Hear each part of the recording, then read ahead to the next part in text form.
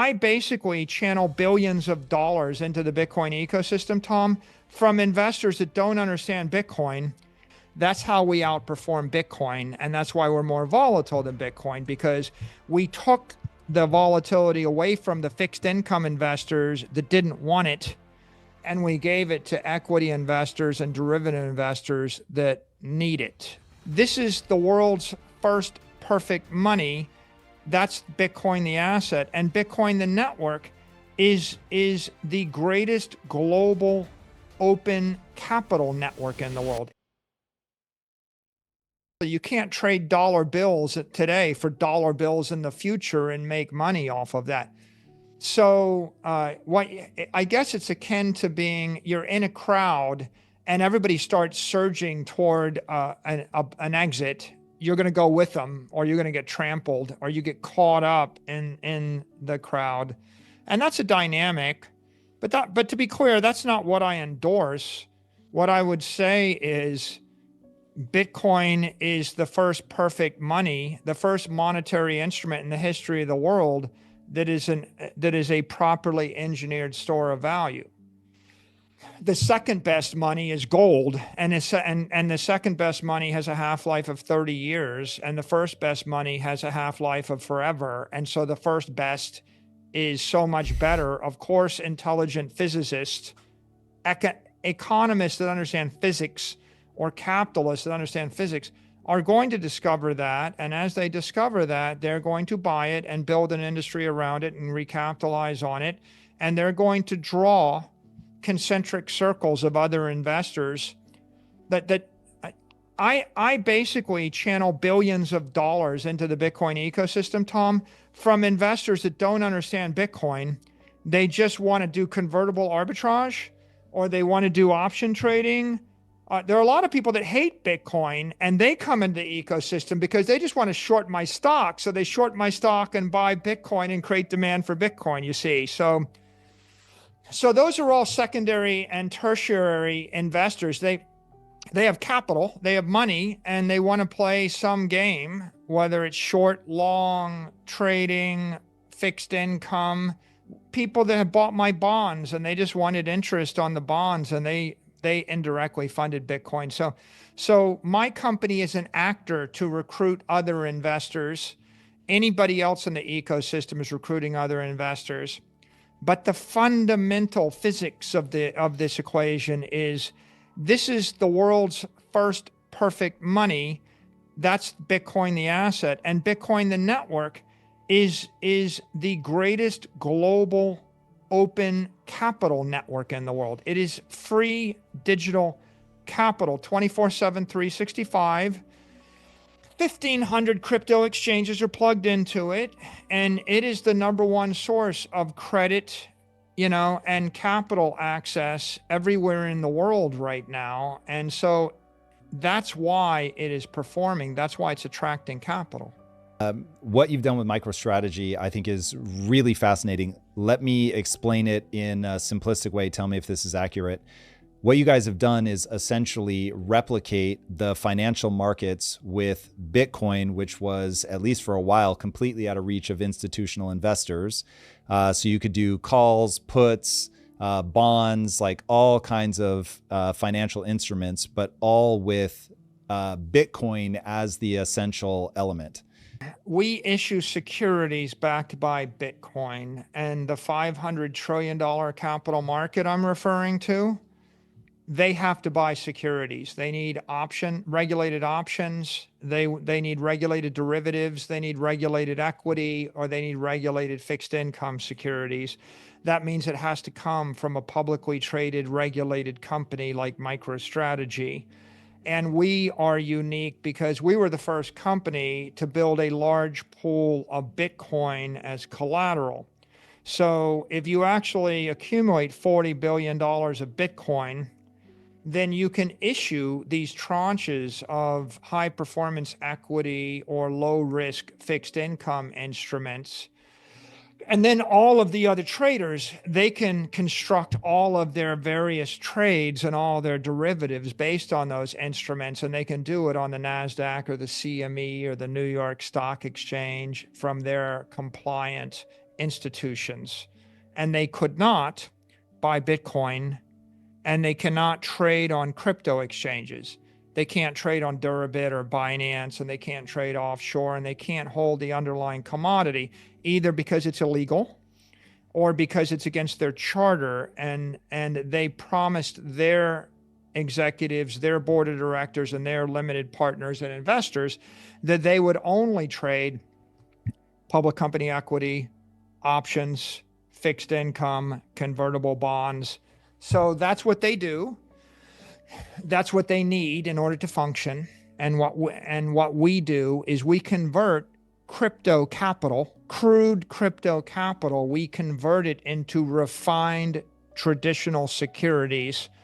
And in the process, we strip away some of the volatility, we strip away some of the risk, we strip away some of the performance. And that stuff that we strip away, that they want stripped away, becomes leverage for our common stock, and we give it to the company and the common stock shareholders. That's how we outperform Bitcoin, and that's why we're more volatile than Bitcoin, because we took the volatility away from the fixed income investors that didn't want it, and we gave it to equity investors and derivative investors that need it. And we're just that gateway sitting in the middle, managing that.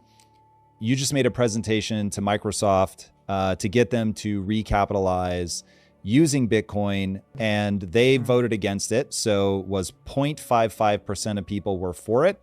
The rest were not. So when I listen to you, I often get the sense that you really have come to understand the nature of capital flows in a way, certainly as it integrates Bitcoin better than anybody else. And so I feel a bit like I'm talking to the future. So when you say high energy state of money, I assume you mean high entropy, that there's so much chaos happening. The goal would be to get out of a high chaos environment with inflation, money printing, all of the chaos that wreaks on one's ability to store capital, which we'll get to in a minute. But in terms of a place to store your capital, once you're not in a short-term time horizon, you're in a longer-term time horizon, right, there are just less influences on it.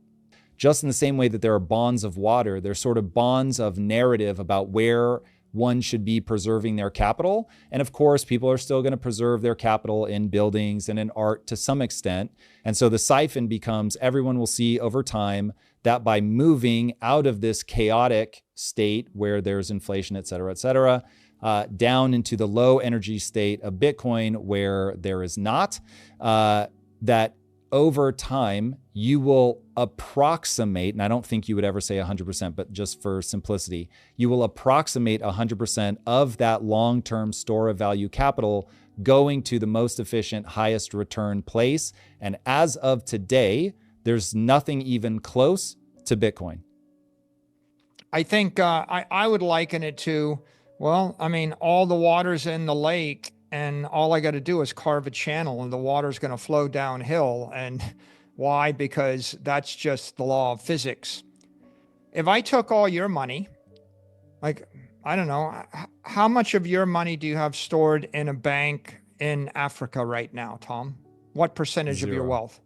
What if I took it? Zero. What if I took it all? What if I'm Dr. Evil and I took all your wealth and I moved it into a random bank in Africa?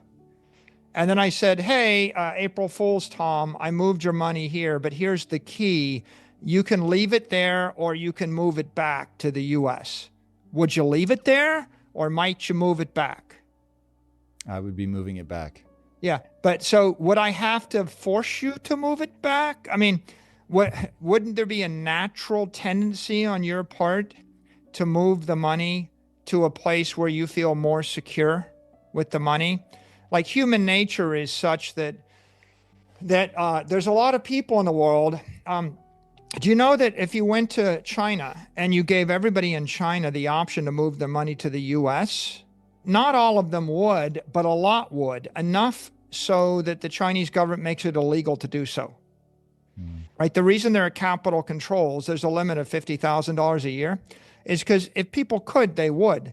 So there's a natural tendency of people to want to move their capital from a less secure, more chaotic, more uncertain place maybe where their property rights are less.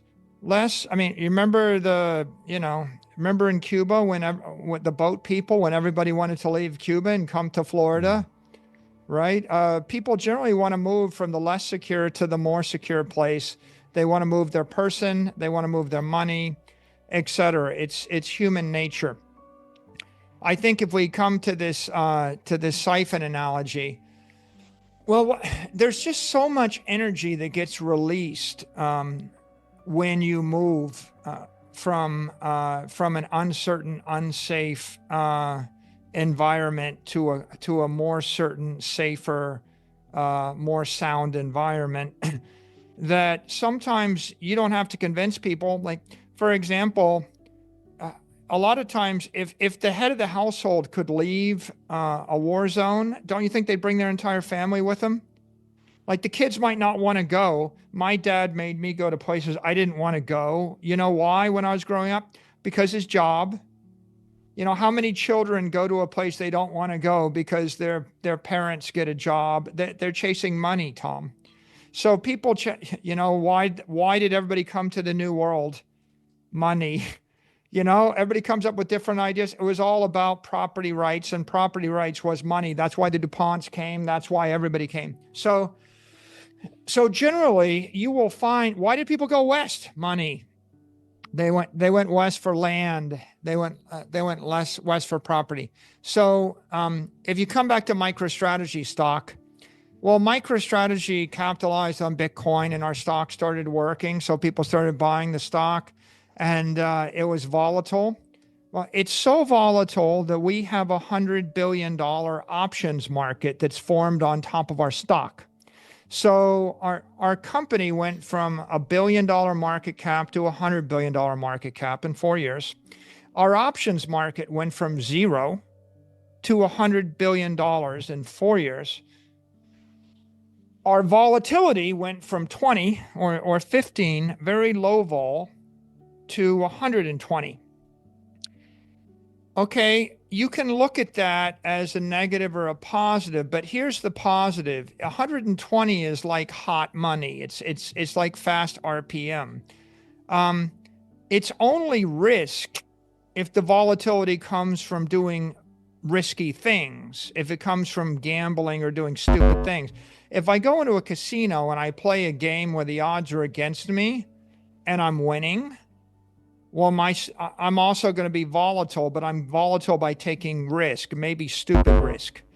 But if I build a centrifuge or a flywheel and I spin it really hard, I might be volatile. It might look volatile to someone that doesn't understand polar geometries or doesn't understand physics, but it's not risk.